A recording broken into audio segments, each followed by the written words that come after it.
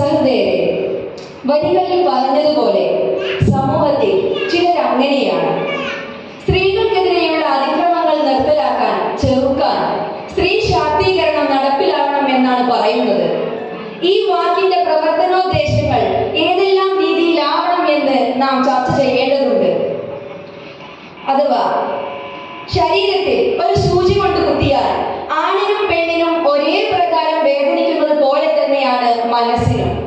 എന്നാൽ ഒന്ന് നോക്കൂ, ഒരു ആൺകുട്ടി കരയുകയാണെങ്കിൽ നീ കരയരുത്, നീ ആൺകുട്ടിയാണ് എന്ന് പറഞ്ഞ് അവന്റെ കണ്ണീർ പൊഴിക്കാതിരിക്കാൻ വേണ്ടി അതീവ ജാഗ്രത പുലർത്തുന്നവർ ഒരു പെൺകുട്ടി കരയുമ്പോൾ അവൾക്ക് എത്ര വേണമെങ്കിലും കരയാമെന്ന സ്വാതന്ത്ര്യം നൽകുന്നു. അതായത് അവളുടെ മനസ്സ് എത്ര വേണമെങ്കിലും വേദനിക്കാം എന്ന് അവളെ പഠിപ്പിക്കുന്നു. ഇവിടെയാണ് സ്ത്രീപക്ഷമായ നിലപാടുകളുടെ പ്രാധാന്യം നാം മനസ്സിലാക്കേണ്ടത്.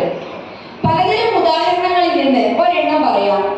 തങ്ങളുടെ ചുമതലകൾ പൂർത്തിയാക്കി എന്ന ചാരിതാർത്ഥ്യത്തിൽ ഒരു പെൺകുട്ടിയെ വിവാഹം കഴിച്ച് പറഞ്ഞയക്കുമ്പോൾ അവളുടെ ഭർതൃഹൃദയത്തിൽ മാനസിക പീഡനങ്ങളാലും മറ്റ് ദുർപ്രതിസന്ധികളാലും വിഷമിച്ച് അവിടെ ഒരു അവസ്ഥയിലെത്തുമ്പോൾ അവിടെ വാവിട്ട് കരയുന്ന അമ്മ മാത്രമല്ല, മറിച്ച് ആരും കാണാതെ അകത്തറങ്ങളിൽ ഇരുന്നു കൊണ്ട് വിതുമ്പുന്ന വേദനിക്കുന്ന ഒരച്ഛനും ഉണ്ടാവും. അതിനാൽ തന്നെ സ്ത്രീപക്ഷമായ ചിന്തകൾ, സ്ത്രീ ശാക്തീകരണം ഇവയുടെയൊക്കെ നേട്ടം സ്ത്രീപക്ഷം മാത്രമല്ല എന്ന് നമുക്ക് പറയാനാകും. മറിച്ച് ഒരു വ്യക്തിയുടെ, സമൂഹത്തിന്റെ, പ്രപഞ്ചത്തിന്റെ തന്നെ നിലനിൽപ്പിനും സന്തോഷത്തിനും ഇത് നിദാനമാണ്.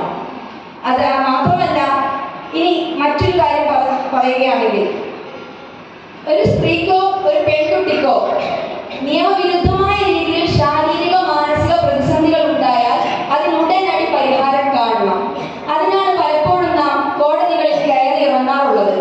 അവിടെ നമുക്ക് നിയമത്തിന്റെ പരിരക്ഷ ലഭിക്കും.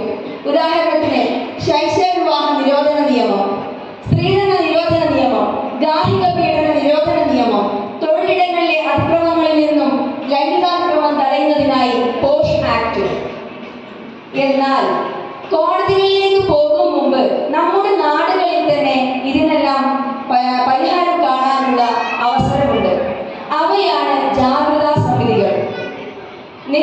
ഈ ജാഗ്രതാ സമിതികൾ വാർഡ് തലത്തിലും പഞ്ചായത്ത് തലത്തിലുമുണ്ട്.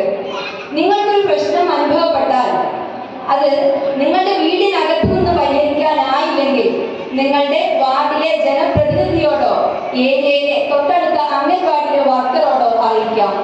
വാർഡ് തല ജാഗ്രതാ സമിതിയിൽ അത് പരിഹാരമായില്ലെങ്കിൽ പഞ്ചായത്ത് തല ജാഗ്രതാ സമിതിയിൽ അവസരമുണ്ട്. ഇതിനെല്ലാം ഉപരി ഓരോ വ്യക്തിയും സ്വയം പ്രശ്ന പരിഹാര കേന്ദ്രങ്ങളായി ഉയരണം എന്നുകൂടെ ചേർത്ത് പറഞ്ഞുകൊണ്ട് നിർത്തുന്നു. വാണിയംകുളം ഗ്രാമപഞ്ചായത്ത് ജാഗ്രതാ സമിതി അവതരിപ്പിച്ച ഈ ജെൻഡർ ബോധവൽക്കരണ സ്കിറ്റ് ക്ഷമാപൂർവ്വം വീക്ഷിച്ച ഏവർക്കും നന്ദി.